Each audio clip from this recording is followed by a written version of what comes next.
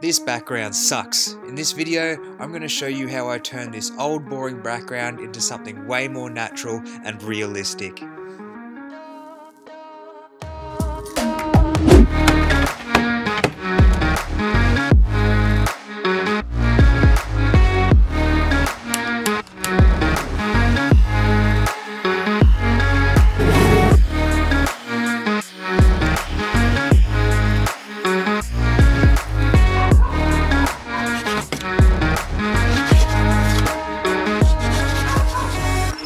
Now that I've reshaped the base foam, I'm actually going to cover it in a layer of tile pointing, which will give us a rough, strong finish, which we can then apply the next part on top of.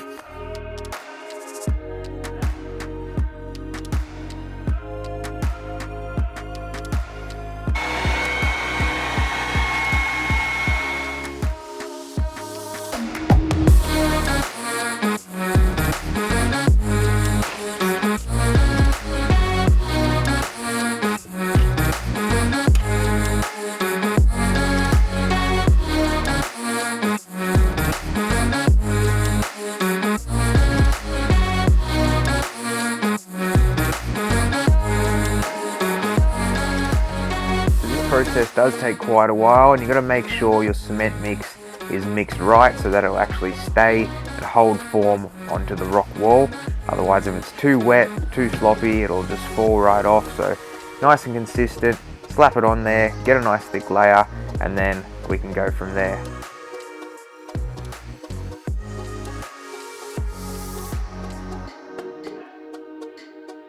Now once all your cement mix is down, you can smooth it out with your glove, and I've also found using tools like this little paint roller here, once it's dried up a little bit, can actually really help to smooth out some of those edges and get a nice uniform piece. Alright, so now all of our sand and cement mix is on.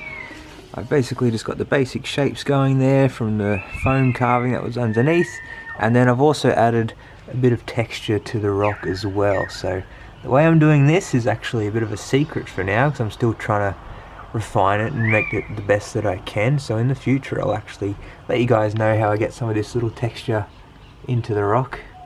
But for now, that's what we're going to do. We're going to leave it to dry and harden up for a little bit longer, and then sort of once it's a bit more firm and dry, we're going to actually hit it with the trowel and start carving in a bunch of cracking and other little details like that.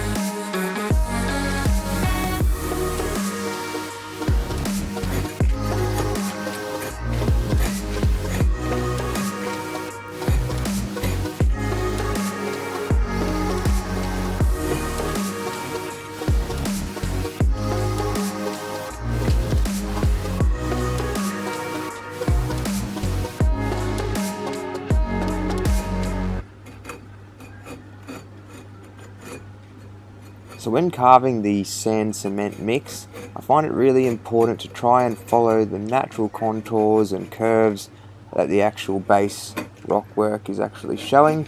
And from there you can also look at how natural rock formations are put together with reference photos online and other things like that. And then you can also use your trowel to chip out little parts so it's not all flat straight lines. There's a bit of jaggedness to it, a bit that looks like it's sort of crumbled away. Lots of little details like that that are actually really fun to put in there. So this is quite an enjoyable part of the process.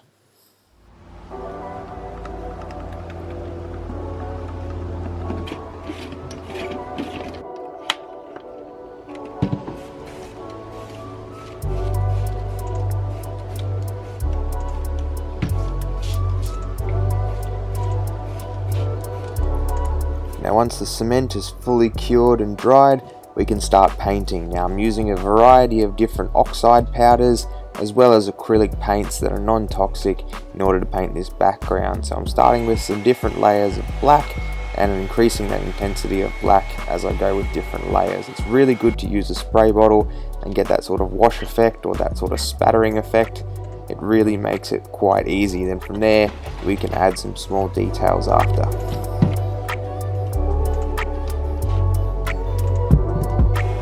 I've also found employing the use of a hairdryer actually speeds up the process incredibly well. It also helps you to test paints out. So oftentimes you'll put paint down and once it dries it looks quite different, but with the hairdryer you can actually see that difference in almost a few seconds because it can dry it so fast.